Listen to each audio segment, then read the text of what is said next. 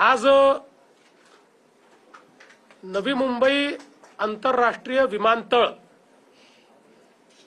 याच्या प्रगतीचा आढावा घेण्याकरता सन्माननीय उपमुख्यमंत्री आणि आम्ही सगळे या ठिकाणी आलेलो आहोत।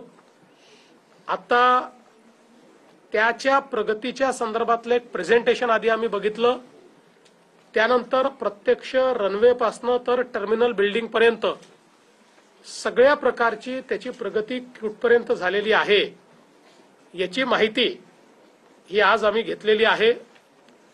साधारणपणे याची भौतिक प्रगती ही 94% झालेली आहे। रनवे पूर्णपणे सुसज्जित आहे। टर्मिनल बिल्डिंगचं काम झालेलं आहे। टर्मिनल बिल्डिंगचं आता इंटिरियरचं काम चाललेलं आहे। याच्यामध्ये जो बाहेरचा फसाड आहे आणि बाहेरचं जे सीलिंग आहे त्याचं काम हे आता वेगानं करावं लागणार आहे। बाकी सगळं काम जे आहे आता अत्यंत वेगानं चाललेलं आहे। बॅगेज हँडलिंगची जी काही सिस्टीम आहे ती आम्ही बघितली आहे।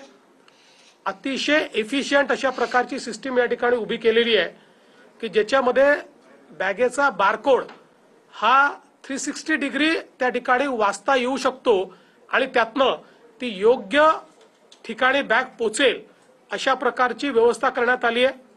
आत्ताच आम्ही या ठिकाणी अथॉरिटीला सांगितलेलं आहे की या एअरपोर्टवर बॅगेज क्लेम ही जी व्यवस्था आहे ही देशातली नव्हे तर जगातली फास्टेस्ट व्यवस्था ही करण्यात आली पाहिजे। तशा प्रकारचा प्रयत्न या ठिकाणी चाललेला आहे। आपल्याला माहिती आहे की ज्यावेळेस पूर्ण हा एअरपोर्ट होईल त्यावेळी 2 रनवे या क्षमतेनं या ठिकाणी 9 कोटी पॅसेंजर करता हा एअरपोर्ट सुसज्जित होणार आहे। म्हणजे मुंबईच्या आताच्या छत्रपती शिवाजी महाराज एअरपोर्ट पेक्षा बराच मोठा अशा प्रकारचा एअरपोर्ट होणार आहे। या एअरपोर्टमध्ये अनेक वैशिष्ट्ये आहेत। हा ग्रीन एअरपोर्ट आहे। याच्यामध्ये 37 मेगावॅट ग्रीन वीज या ठिकाणी वापरली जाणार आहे।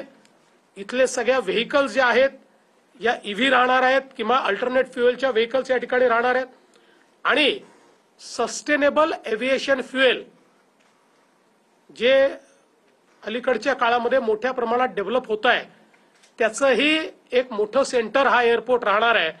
त्यामुळे जे काही आपली विमानं फ्युएल वापरतात तेही या ठिकाणी ग्रीन फ्युएल असेल असा प्रयत्न या एअरपोर्टच्या माध्यमातून होणार आहे। एक मोठी कनेक्टिव्हिटी एअरपोर्टला आपण तयार केलेली आहे। आपल्याला माहिती आहे की अटल सेतूवरनं एक कोस्टल रोडचं काम चाललेलं आहे जे साधारणपणे पुढच्या वर्षीच्या मार्च पर्यंत पूर्ण होईल अशा प्रकारची अपेक्षा आहे। एक ठाण्यावरनं थेट एलिव्हेटेड रोड इथे आला पाहिजे याची संकल्पना शिंदे साहेबांनी मांडली। त्याचंही काम आता लवकरच आम्ही सुरू करणार आहोत। यासोबत चारही दिशांनी इथे येण्याकरता आणि सगळ्या मोड ऑफ ट्रान्सपोर्टनी इथे येण्याकरता मग ती सबअर्बन रेल्वे असेल, आपली मेट्रो असेल किंवा अगदी ज्याला आपण वॉटर ट्रान्सपोर्ट म्हणतोय तेही डेव्हलप करण्याकरता या ठिकाणी व्यवस्था आपण करतो की ज्यातनं